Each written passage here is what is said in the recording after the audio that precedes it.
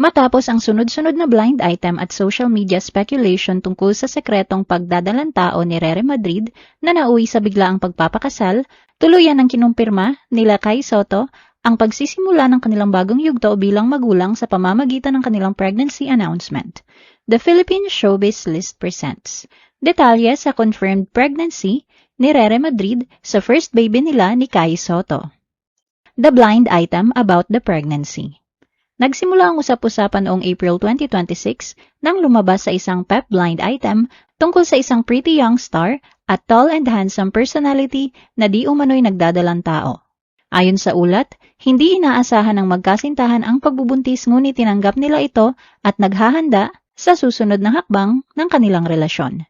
Binanggit din ang issue ng relihiyon kung saan may mahigpit na panuntunan umano sa premarital pregnancy. Dahil walang pangalan sa blind item, nagkaroon ng mga haka-haka sa social media at iniugnay kina Rere at Kai batay sa kanilang profile at relasyon. May isa pang clue tungkol sa poging kuya ng babae na may matagal ng relasyon sa isang aktres na tinukoy na sina Ruru Madrid at Bianca Umali.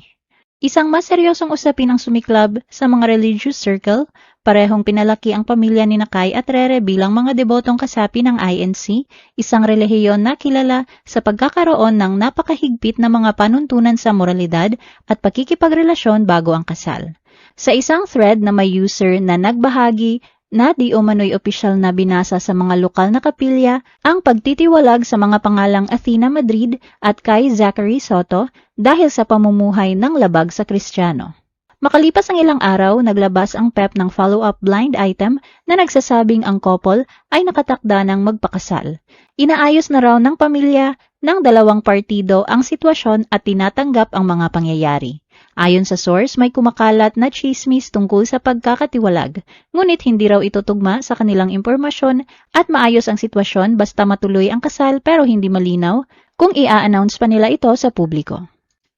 The surprise wedding linked to pregnancy rumors. Noong May 18, 2026, tila pinatunayan ni Kai at Rere ang mga bulong-bulungan tungkol sa kanilang planong pagpapakasal sa pamamagitan ng isang napaka-pribadong civil garden wedding sa Nery's Secret Garden sa Alfonso, Cavite. Ngunit sa halip na humupa ang mga chismis, ang mismong araw ng kanilang kasal ang naging mitya upang mas lalong mag-alab ang hinala ng publiko na totoong nagdadalang tao si Rere. Nang ilabas ang mga opisyal na larawan ng kasal, agad binusisi ng mga netizen ang bawat anggulo. Ang pinakamalaking mitya ng espekulasyon ay ang mismong design ng wedding gown ni Rere. Pinili niya na magsuot ng isang eleganteng strapless bridal gown. Gayunpaman, mabilis na napansin na ang gown ay may disenyong empire waist kung saan ang tahi o fit ng damit ay nagtatapos sa mismong ilalim ng dibdib, at ang tela pababa ay sadyang maluwag. Ang ganitong style ay kilalang-kilala bilang ang pinaka-epektibong paraan upang ikubli ang isang umuusbong na baby bump.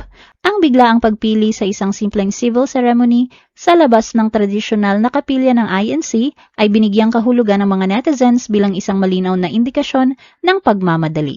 Ayon sa mga diskusyon online, ang ganitong rush wedding ay karaniwang ginagawa kapag kailangang maayos ang legal na katayuan bago pa man maging masyadong halata ang pagbubuntis ng babae. Sa gitna ng dumadagsang hinala ng publiko na ito ay isang uri ng shotgun wedding, naglabas ng pahayag si Rere upang ibahagi ang kanyang saloobin. Sinubukan nitong ilihis ang usapin ng pagbubuntis sa pamamagitan ng pag-aming ang pagpapakasal kay Kai ay ang katuparan ng kanyang pinakamalaking pangarap sa buhay. Aniya, pangarap na niyang maging isang bride simula pa noong siya ay 18 years old. Binanggit din niya na sa kabila ng mga pinagdaanan nilang pagsubok, hindi sila bumitaw ni Kai sa isa't isa at mas pinili nilang magtiwala sa kanilang relasyon.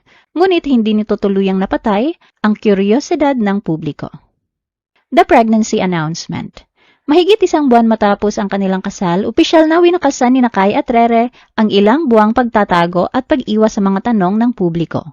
Sa pamamagitan ng isang joint Instagram reel nitong June 22, ipinakita ng mag-asawa ang kanilang naging journey mula sa unang araw na nalaman nilang sila ay magiging magulang na.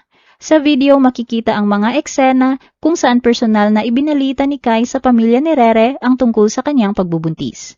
Ayon kay Kai, umuwi siya upang ipaalam sa pamilya ni Rere ang mahalagang balita na buntis ang kanyang asawa. Tinanggap naman ito ng pamilya na may emosyon. Ipinakita sa video ang reaksyon ng mga magulang ni Rere.